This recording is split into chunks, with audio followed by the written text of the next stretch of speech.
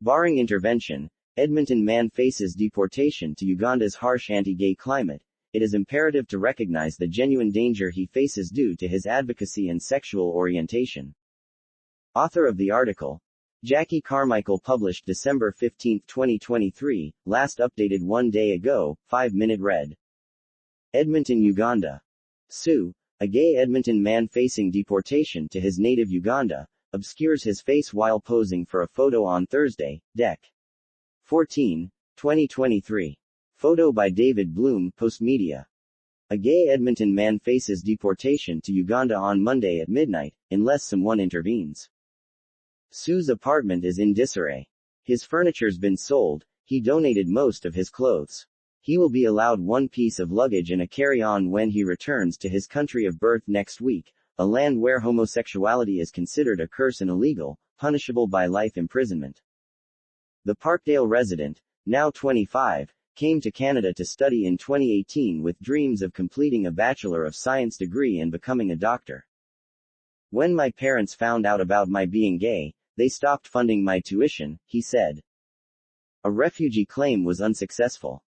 They said I didn't provide enough evidence during the hearing, and during appeals they couldn't allow any new evidence, said Sue, whose identity is being withheld by Postmedia. The new evidence they won't look at includes a 2-page affidavit from Dr. Frank Mugisha, who is a main activist for an organization of sexual minorities in Uganda. He has known Sue for 7 years, including 2 years before he arrived in Canada. Sue has played a crucial role behind the scenes, advocating tirelessly for LGBTQ+ rights and essential services in Uganda, Mugisha said. The situation for LGBTQ+ individuals in Uganda remains perilous, he said in the affidavit. We face the constant fear of being hunted down and subjected to state-led persecution, solely based on our sexual orientation or gender identity. It is imperative to recognize the genuine danger he faces due to his advocacy and sexual orientation. Sue, who is working as a licensed practical nurse in a system strapped for skilled medical help, is overwhelmed.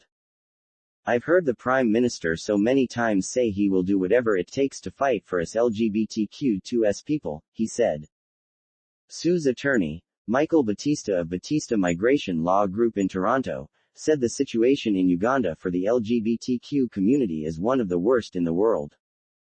They're actually going backward, with harsher penalties, and encouraging people to report on people they know are part of the LGBTQ community, he said. Edmonton, Uganda.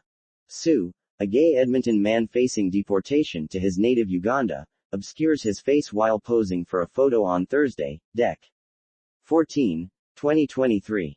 Photo by David Bloom. Postmedia. Canada has introduced moratoriums on removals to certain countries where situations on gay rights are recognized as dire, Batista noted, citing Iran and Afghanistan.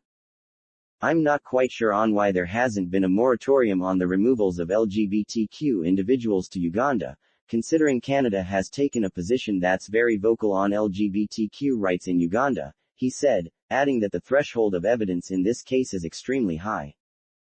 Because of the windows of his applications, there is a 1-year ban against Sue to apply for a pre-removal risk assessment or a humanitarian and compassionate considerations application.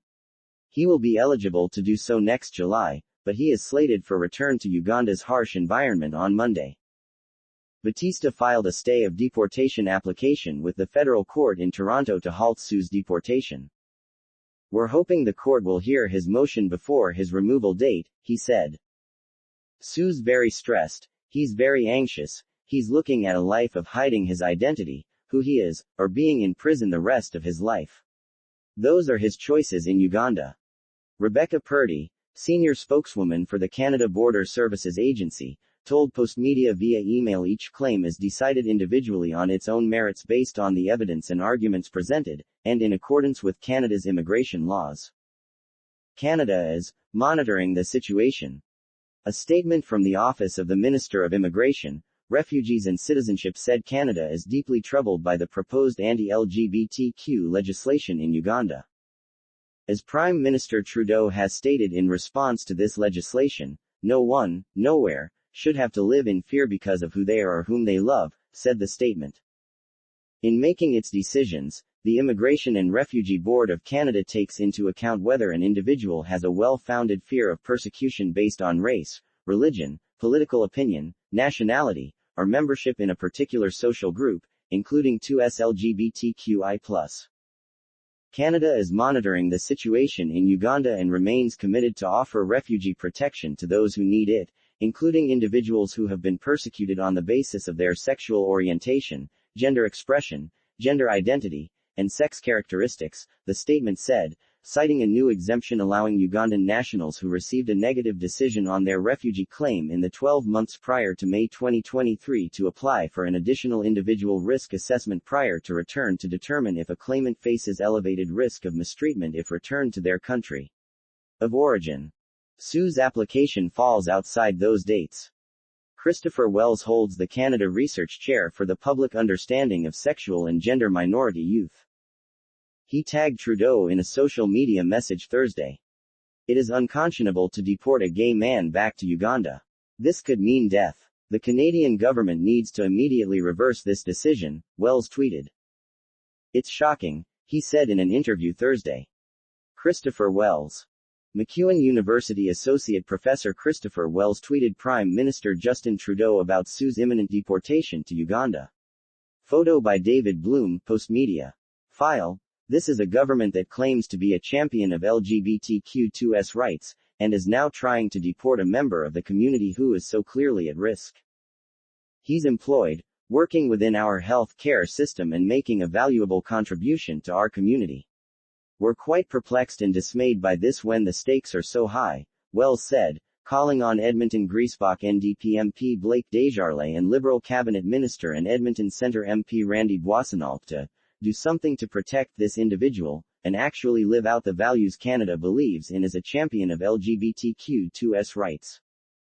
It makes those cherished principles of human rights sound very hollow if we're deporting those individuals to countries where they are placed at great risk, Wells said. Edmonton has warmly welcomed rainbow refugees, Senator Sen. Paula Simons of Edmonton said she asked her office to investigate the matter Thursday afternoon when it came to her attention. Given the well-documented risk to LGBTQ people in Uganda, she said she's deeply concerned that Canada not deport anyone into a situation where their freedom or personal safety might be at risk. Edmonton has warmly welcomed rainbow refugees, and I hope our city and our country will remain a sanctuary for those who are fleeing persecution on the basis of sexual orientation, she said. Desjardins said in an email statement to Postmedia that his office has been in close contact with the situation and is doing everything it can to help. We are shocked by the government's decision to deport them back to Uganda where there are discriminatory laws against the human rights of 2S LGBTQIA+ individuals, Desjardins said. This is deeply concerning, and our office will keep fighting to ensure the constituent can safely remain in Canada. J. Carmichael at postmedia.com